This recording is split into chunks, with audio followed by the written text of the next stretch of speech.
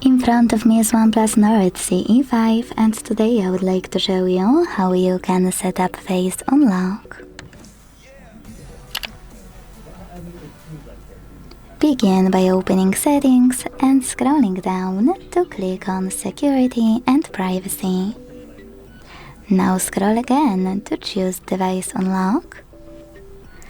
Tap on Fingerprint and Face Unlock section and finally hit Face. Now enter your screen lock. Hit Add Now. Keep your face in frame and follow all of the instructions from your screen. Select Done.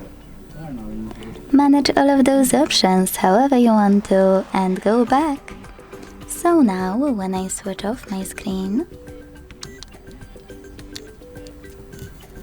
and turn it back on, I can see that Face Unlock is working properly. Thanks so much for watching. If you enjoyed this video, don't forget to leave a like, comment and subscribe. Bye!